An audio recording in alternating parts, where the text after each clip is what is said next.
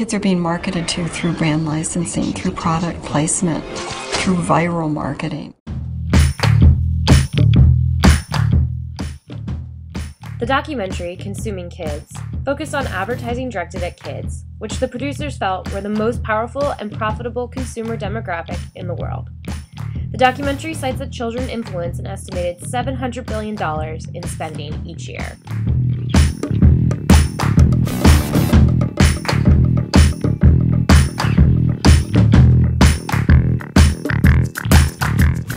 From cartoon cereal commercials to the placement of products in grocery stores, these are examples of how advertising and product logos are directed at children, even if they're not the ones purchasing the products.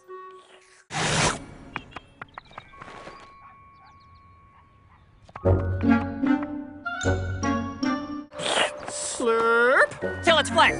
How cool is that?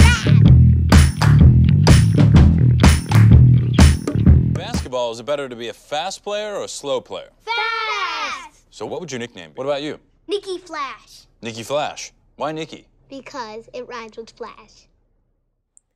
While the kids seen in this commercial may not be purchasing an iPhone, their presence is used to appeal to a young audience. And AT&T is the nation's fastest 4G LTE network for your iPhone.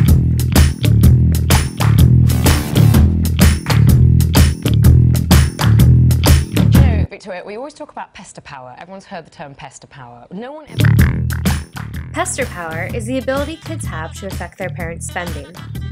Advertisers seek kid audiences because of their pester power, or portray them in ads pestering their parents for products. Like in this commercial coming up for the Windows 7 PC, where the kid uses the product advertised to demonstrate what he wants.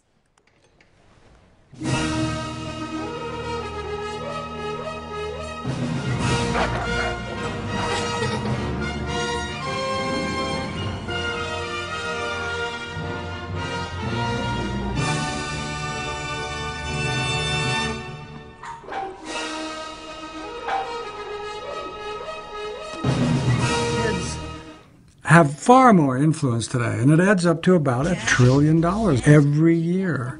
That's a big business. What we have is the rise of 360-degree immersive marketing, where you try and get around the child at every aspect, at every outlet.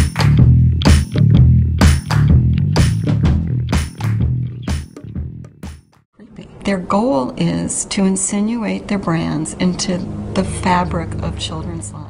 If the goal of advertising to kids is to create lifetime users, it is important to understand as a society how to develop an awareness of the purpose of advertising and why messages are targeted at young audiences.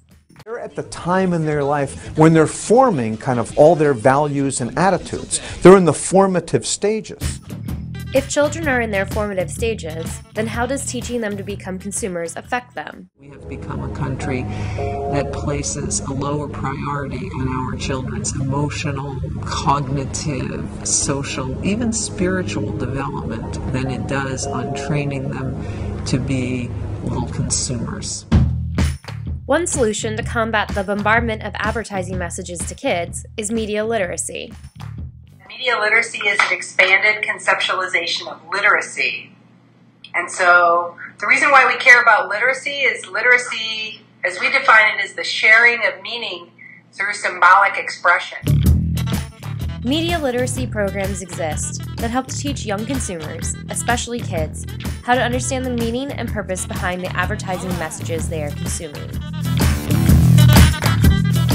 My Pop Studio, which was created by the Media Education Lab at the Harrington School of Communication and Media, is a free online game that introduces kids ages 9 to 14 to media literacy by taking them behind the scenes to think critically about how the media they consume is created. Sut Jolly states, "Advertising is ubiquitous. It is in the air that we breathe as we live our daily lives." With this in mind, it is important that parents and educators are aware of the effects of our overtly advertised society. Teaching kids tools to understand the purpose of these messages, like media literacy, can help to promote a more aware and active youth when reading advertising text. There's something wrong with this plot. The actors here have not got a clue.